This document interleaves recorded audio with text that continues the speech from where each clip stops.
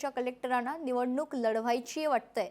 खासदार सोनवणेंचा कलेक्टरांना शाब्दिक टोला पाहायला मिळतोय। धनंजय देशमुखांच्या पाठीशी आम्ही उभे आहोत, खासदार बजरंग सोनवणे यांचं हे वक्तव्य आहे। धनंजय हा परिपक्व आहे, कुठली केस मागे घ्यायचा विषय नाही आणि धनंजय केस मागे घेणार नाही। समाज आहे सगळा, जे की बीड जिल्ह्यातला प्रत्येक समाजाचा, जाती धर्माचा प्रत्येकाची इच्छा जी आहे त्याच्याप्रमाणे धनंजय वागणार। धनंजय असं काही करत नाही, त्याला कोण दबाव टाकतंय काय टाकतंय तो विषय वेगळा आहे, त्याच्यावर मला आज काही बोलायचं नाही। पण धनंजय खूप परिपक्व आहे।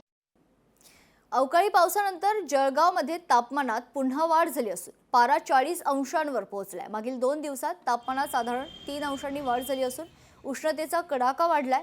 3 दिवसांपूर्वी 36.6 अंशांवर असलेल्या तापमानात 40 अंशांवर पोहोचलेलं आहे। अवकाळी पावसानंतर जळगाव तापमानामध्ये पुन्हा वाढ झाली असून पारा 40 अंशांवर पोहोचलाय। जळगाव जिल्हा हा हॉट सिटी म्हणून ओळखला जातो।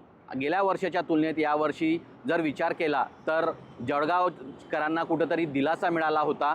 38च्या वरती तापमान गेलेलं होतं, त्यानंतर अवकाळी पावसाने हजेरी लावली, त्यानंतर कुठेतरी जळगावकरांना गारवा पाहायला मिळाला। मात्र या 3 दिवसामध्ये 3 अंशाने तापमानामध्ये वाढ झालेली आहे आणि आजचा जर तापमानाचा विचार केला तर 40 अंशाच्या वरती जळगाव शहराचं तापमान झाल्याचं पाहायला मिळत आहे। प्रशासनाच्या वतीने देखील आवाहन करण्यात आलेलं आहे की आवश्यक असेल तरच बाहेर पडा। दुपारी 12 ते 3च्या वेळेच्या दरम्यान बाहेर पडणं टाळा आणि बाहेर पडत असताना टोपी असेल, रुमाल असेल, स्कार्फ असेल याचा वापर सर्वाधिक करा आणि बाहेर पडत असताना सोबत पाण्याची बॉटल असेल, शीतपेय असेल हे देखील सोबत कॅरी करा, म्हणजे स्वतःच्या आरोग्याची काळजी घ्या। प्रशासनाच्या वतीने वेगवेगळ्या प्रकारचे आव्हानात्मक फलक देखील जळगाव शहरात लावण्यात आलेले आहेत आणि नागरिकांनी आपल्या आरोग्याची काळजी घ्यावी, विद्यार्थ्यांनी आपल्या आरोग्याची काळजी घ्यावी यासाठी प्रशासन अलर्ट मोडवर आल्याचं पाहायला मिळत आहे।